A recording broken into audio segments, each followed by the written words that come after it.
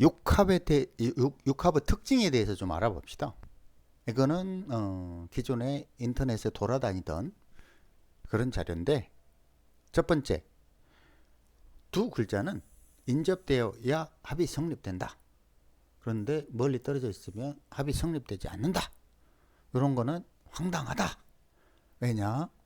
예를 들어서 천간합의 경우도 년, 시에 합이 있다면 뭐라고 그랬죠?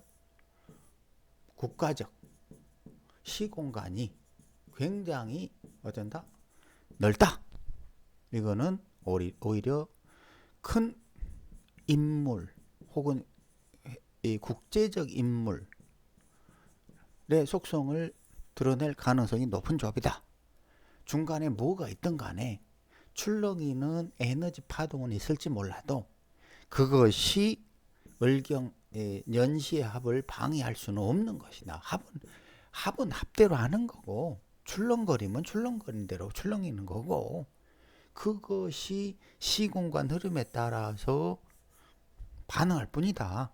그러면 육합의 경우 인접되어야 성립된다. 그러면 예를 들어서 시간에 있다. 뭐 자수가 있다. 그럼 이거 어떻게 자축합을 안 하냐고. 왜? 이거는 언제 하느냐? 시공간 개념을 이해하면 금방 이해한다. 54세 이후에 자축합을 한다. 그러면 월지 자수하는 24세에서 30세 사이에 한다. 이 시공간 개념을 불어넣으면 이런 설명들이 얼마나 황당한지 이해를 한다 이거죠. 또 봅시다.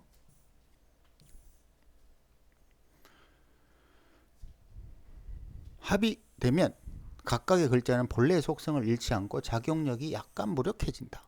그나마 이런 표현은 다행이죠. 아예 마치 무슨 합을 해가지고 그 존재가 뭐 사라지거나 극을 해가지고 그 존재가 사라진다고 생각하는 황당한 주장들도 있죠. 하지만 뭐 본래 속성을 잃지는 않고 작용력이 약간 무력해진다. 이렇게 표현했네요. 이제 그런 구조를 봐야 되는데, 또 자초가 이렇게 있어요. 뭔가 자수의 축토의 그런 속성들이 묶여서 답답해진다. 예를 들어서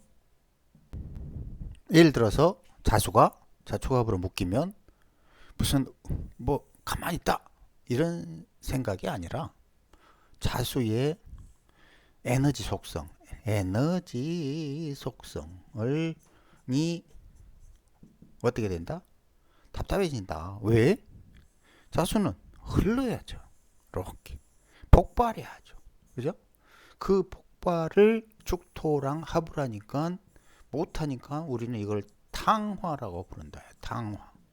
축토 입장에서도 그 다음에 임목으로 가야 돼요. 그런데 자축과 합을 하면 오히려 임목으로 못 가고 다시 퇴보하는 느낌이지. 각각의 에너지 특징이 적절하게 움직이지 못한다. 이런 식으로 이해하면 되겠죠. 근데 무기력해진다. 뭐 무용지물이다. 이런 식으로 봤으면 큰일 난다 이거예요. 아니 8글자에 2글자가 다 묶여갖고 쓸모가 없으면 아니 그게 뭐야. 그럼 말이 돼요? 그럼 사주팔자가 아니라 삼주육자라고? 자, 그 다음에 이건 좀 봅시다. 황당해가지고 합과 충과 합이 교차하면 충이나 합이 성립되지 않는다. 이건 참 황당한 말장난이죠. 왜냐하면 자, 축, 자, 오 이렇게 되면 시간으로 흐름 봐봐 이렇게. 그럼 축이라는 글자가 먼저 나와서 자축합을 하죠. 자라는 글자가 나와서 자축합을 하고 자화충을 하는 거예요. 오라는 글자가 나와서 자화충을 하고 오축탕화를 만들어내요. 그거는 시간의 순서대로 가면서 무조건 이런 현상을 만들어내는 거예요. 아니 어떻게 합과 충이 교차하면 충이나 합이 성립되지 않냐고. 정말 황당한 주장을 하는 겁니다. 이게 왜 이런 주장을 할 수밖에 없었냐면 그 문제는 간단해요. 시간과 공간이 없어서 그래. 기껏 형충 파일을 생극으로 봐서 그렇다고. 생극. 에너지 파동으로 보는 게 아니라 생하고 극하고 뭐 이런 식으로 생각하고, 이 합하고 충하고의 이런 개념들이 이 시공간 따라서 에너지가 파동하는 걸 본 게 아니라 그냥 어떤 작용력만 본 거야. 자축합으로 묶였다, 좌우충으로 어쩐다, 이런 식의 속성만 연구하다 보니까 저런 얘기를 하는데, 시공간이 이렇게 순차적으로 흘러간다고 생각한다면 저런 말 할 수가 없죠. 그죠? 자축 합도 하고 좌우 충도 하고 오축 탕화 작용도 하고 할 짓 다 하는 거예요. 그리고 자축 합이 있을 때 오화가 들어오면 오화가 당연히 상하는 거고, 자수가 있는데 오미 합이 있으면 자수가 맛이 가는 거예요. 그런데 어떻게 충이나 합이 성립되지 않냐고. 자, 또 다른 거 봐봅시다. 그 다음에 자, 여기도 하나가 황당한 주장이 있죠. 자축 합이 겹치면 합으로 간주하지 않는다.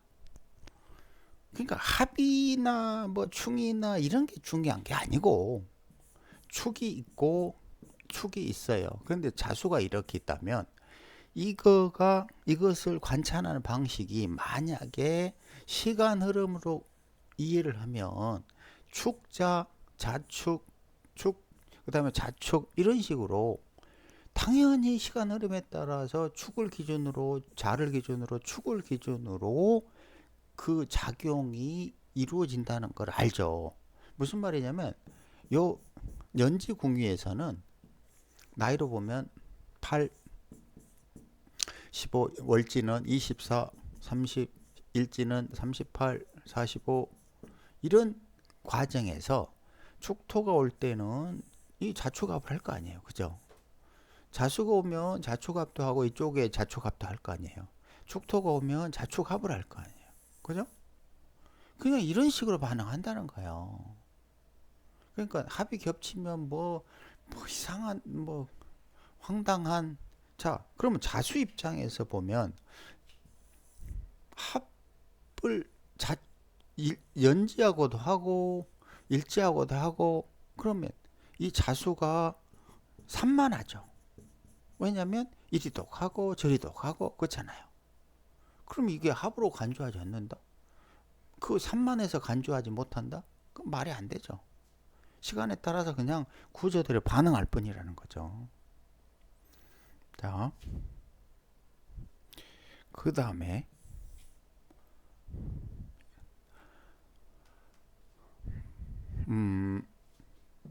이런 내용이 있어요.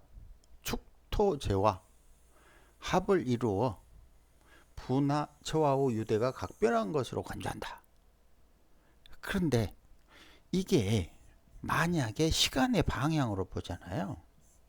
진짜 황당해져요. 왜냐하면 자수는 축토를 향해서 간다고. 절대 축토가 자수를 향해서 오는 게 아니에요. 그런데 이거가 십신으로 보면은 이게 재성이에요. 이걸 또 뭐 부친이나 뭐 부인 이렇게 볼 수는 있겠죠. 그죠? 근데 부나 처와의 유대가 각별한 것으로 간주한다 이렇게 했는데, 만약에 자수가 축토를 향해 나간다, 어떤 이유에선가. 근데 그 위에 만약에 을축이 있어요. 이러면 황당해요. 이런 주장들이. 왜냐하면 이 배우자 궁에 있는 자수가 누구죠? 이거 마누라죠. 부인이 혹은 남편이 을과 합하려고,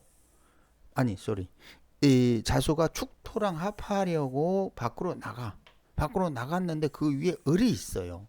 이건 뭐냐면 오히려 유대가 각별한 것이 아니라 어떻게 된다? 바람핀다. 혹은 떠난다. 이혼한다. 왜냐면 나랑 경쟁 상대에 있는 갑을, 동일한 오행이지만 음양이 다른 을하고 이 축토를 합을 해가지고 나눠야 되는 이런 구조가 되잖아요. 그러면 원래의 취지대로 이 부와 처와 유대가 각별한 것으로 이렇게 생각을 했는데 정반대로 각별하기는커녕 하나도 안 각별하고 맨 바람이나 피더라 이렇게 되면은 이제 이런 논리들이 틀린 거죠.